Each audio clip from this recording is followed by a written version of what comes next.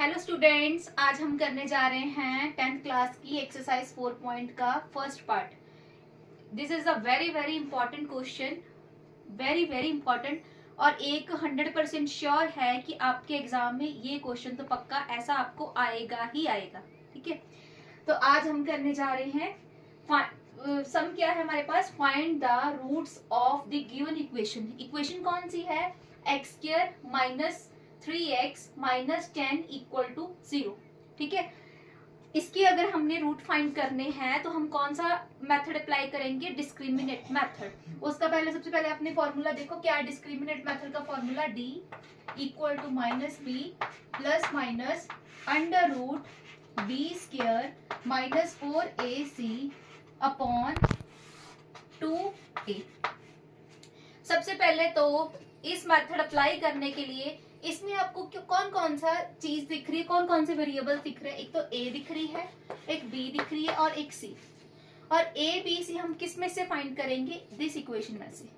ठीक है, देखो x स्क्वायर के आगे कुछ नहीं है तो सपोज करो उसके आगे कुछ नहीं है तो उसको आपने सपोज क्या करना है? कुछ नहीं है तो 1 x स्क्वायर। ठीक है, ये आपकी किसकी वैल्यू बनी? a की, a इक्वल टू 1। ठीक है, आगे क्या है? Minus 3x। x का कोफिशिएंट लेना है। कोफिशिएंट क्या होता है? x के आगे वाला नंबर। ठीक है, वो क्या है? -3। तो b की वैल्यू क्या है? -3। फिर आगे कांस्टेंट टर्म कौन सी है?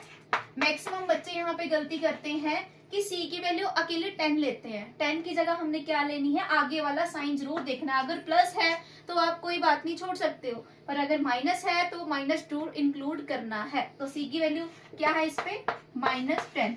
अब हम ये वैल्यू a, b और c की वैल्यू इस फॉर्मूले में क्या कर देंगे? पुट कर देंगे।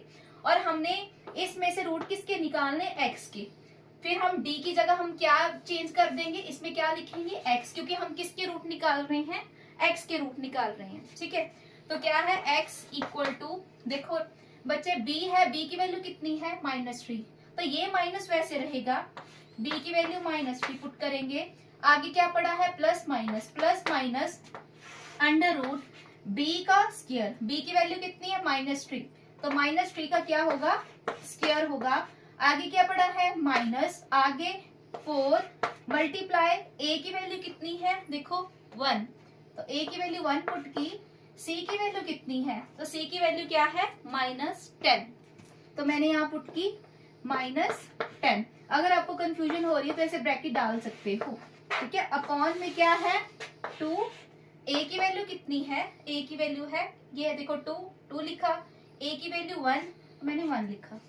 अंडरस्टूड? नेक्स्ट देखो, माइनस माइनस क्या होता है? प्लस, तो आएगा प्लस का 3। ठीक है, इसलिए मैंने प्लस नहीं लिखा। लिखो नहीं लिखो मर्जी है, प्लस आप छोड़ भी सकते हो। आगे क्या है? फिर आगे देखो हमने क्या करना है? -3 का होल स्क्वायर को सॉल्व करना है। सबसे पहले इसको सॉल्व करने के लिए हम क्या करेंगे? साइड में रफ वर्क में करती हूँ। -3 का होल स्क्वायर कैसे सॉल्व करते हैं? -3 कितने टाइम्स है? 2 टाइम्स है। कितने टाइम्स है? 2 टाइम्स है। तो -3 को कितने टाइम्स लिखूंगी मैं? 2 टाइम्स लिखूंगी। ठीक है, कई बच्चे क्या करते हैं? 3 को 2 के साथ मल्टीप्लाई कर देते हैं। ऐसा आपने नहीं करना। तो इसका मतलब क्या होता है कि -3 कितने टाइम्स है? 2 टाइम्स है। तो फिर क्या होगा? माइनस माइनस मल्टीप्लाई में क्या होता है? प्लस होता है। और 3 का कितना हो गया? 9। तो ये क्या आया? प्लस का 9। मैंने क्या किया? 3 के होल स्क्वायर को यहाँ पे सॉल्व किया। इसकी वैल्यू क्या आई? 9। मैंने इधर लिखा 9। आगे क्या है? ये माइनस है, वैसे रखो इसको। ठीक है, 4 को -10 के साथ मल्टीप्लाई किया तो क्या आया? माइनस का 40। 4 10 दा 40। आगे निशान पड़ा हुआ माइनस का। ठीक है, तो मैं क्या लिखूंगी? -40। ठीक है, फिर मैंने क्या किया? Divide 2a। 2 को 1 के साथ मल्टीप्लाई किया तो 2 ही रहेगा।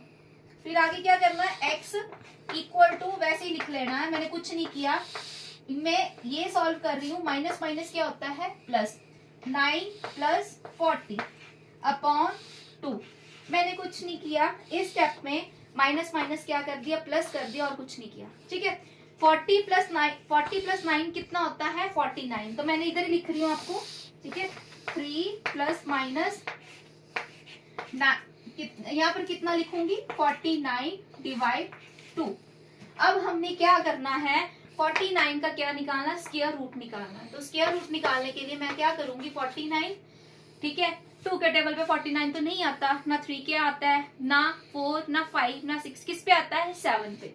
7 7 था 49, फिर 7 किसके टेबल पे आता है, खुद 7 के टेबल पे, 7 1 था 7। अब हमने स्क्वायर रूट से कैसे निकालते हैं बाहर इसको, 49 को क्या लिखेंगे, 7 मल्टीप्लाई 7, 7 7 था 49। अब क्या निकालना, स्क्वायर रूट इसका निकालना है, तो मैं लिख सकती हूँ 7 का होल स्क्वायर, 7 इसकी पावर 1, इसकी पावर 1, 1 और 1 कितना होता है, 2, ठीक है। स्क्वायर रूट इस 2 के साथ कटेगा तो क्या बचेगा, ओनली 7। तो क्या बचेगा, ओनली 7।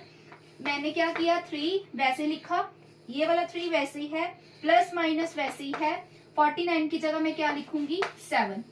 क्यों लिखा, यहाँ मैंने आपको समझाया है कि स्क्वायर रूट किसके साथ कट होता है, स्क्वायर के साथ कट हो गया और अकेला क्या बचा, 7/2। अब क्या करेंगे, इसके हमने क्या निकालने हैं, 2 रूट्स निकालने हैं। एक x की वैल्यू मैं इधर ही सॉल्व करती हूँ, मुझे ध्यान से देखना, ये मैं करने जा रही हूँ ये रेस।